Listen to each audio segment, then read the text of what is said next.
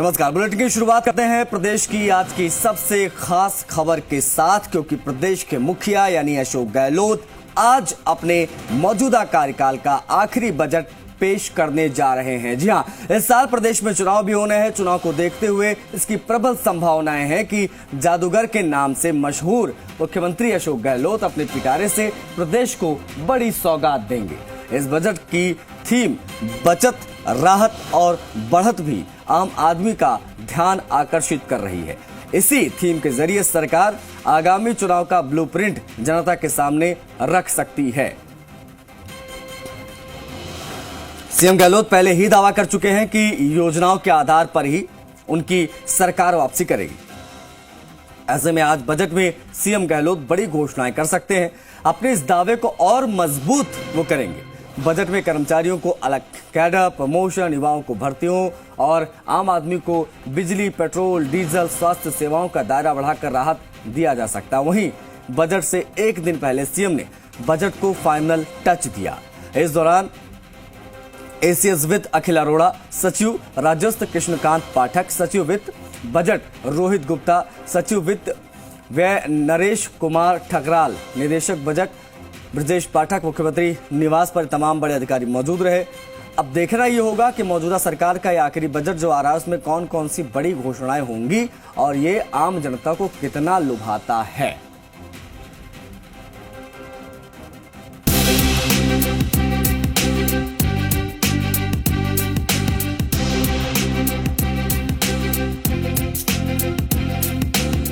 मुख्यमंत्री अशोक गहलोत 10 फरवरी को अपने मौजूदा कार्यकाल का आखिरी बजट पेश करने वाले हैं।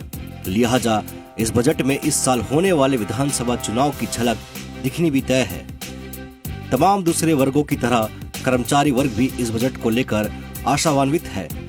प्रदेश के 8 लाख से ज्यादा कर्मचारियों को उम्मीद है कि सरकार इस बजट में उनकी मांगों का ध्यान रखेगी। वैसे तो प्रदेश के अलग अलग कर्मचारी संगठनों की 1 दर्जन से भी ज्यादा मांगे हैं, जो वे कभी सरकार से वार्ता तो कभी आंदोलन के जरिए सरकार के सामने रखते रहे हैं। माना जा रहा है कि इन मांगों को देखते हुए गहलोत सरकार इस बजट में कई बड़ी घोषणाएं कर सकती है। गहलोत सरकार ने पिछले बजट में ओल्ड पेंशन योजना ओपीएस का तोहफा दिया था। इस बार प्रमोशन और प्रोविजन पीरियड घटाने की घोषणा की जा सकती है। 9, 18 और 27 साल की सेवा पर एसीपी की जगह 8, 16, 24 और 32 साल की सेवा पर पदोन्नति पद का वेतनमान स्वीकृत किया जा सकता है। इस घोषणा का लाभ प्रदेश के 8 लाख कर्मचारियों को मिलेगा। अगर ये व्यवस्था लागू हुई तो सरकारी कर्मचारियों के 3 की जगह 4 प्रमोशन हुआ करेंगे। इसके अलावा प्रोविजन पीरियड की अवधि 2 साल से घटाई जा सकती है।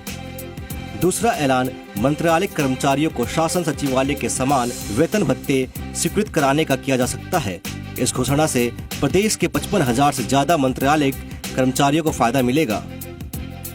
हालांकि कर्मचारी भी मानते हैं कि सरकार ने उनकी कई मांगों को पूरा किया है। ओपीएस कर्मचारियों की बड़ी मांग थी जो पूरी हुई, लेकिन अभी भी कुछ मांगे जिन्हें सरकार को पूरा करना है। इनमें से कुछ मांगों में तो वित्तीय भार भी नहीं है। पदनाम बदलने जैसी मांग है जिसे सरकार कभी भी पूरा कर सकती है। दरअसल साल 2018 में तीसरी बार मुख्यमंत्री बने अशोक गहलोत ने कर्मचारियों की ओल्ड पेंशन को प्रदेश में फिर से लागू कर कर्मचारियों के बीच अपना मास्टर स्ट्रोक खेला था। इतना ही नहीं, वेतन विसंगति सहित दूसरी मांगों को पूरा करने के लिए सरकार ने पूर्व आईएएस खेमराज की अध्यक्षता में कमेटी भी बनाई, जिसने पिछले दिनों अपनी रिपोर्ट सरकार को सौंप दी। उम्मीद है कि खेमराज कमेटी की सिफारिशों के आधार पर सीएम गहलोत चुनावी साल में कर्मचारियों के लिए कई बड़ी घोषणाएं कर सकते हैं। अब बात उन मांगों को लेकर जिनके लिए वक्त वक्त पर कर्मचारी प्रदर्शन करते रहे हैं और सरकार को अल्टीमेटम भी देते हैं। कर्मचारियों की बड़ी मांगों की बात करें तो कर्मचारियों की वेतन विसंगति दूर कर साल 2013 की अनुसूची 5 के मुताबिक 7वें वेतन आयोग में वेतन निर्धारण किया जाए। कर्मचारी का न्यूनतम वेतन 26,000 रुपए किया जाए।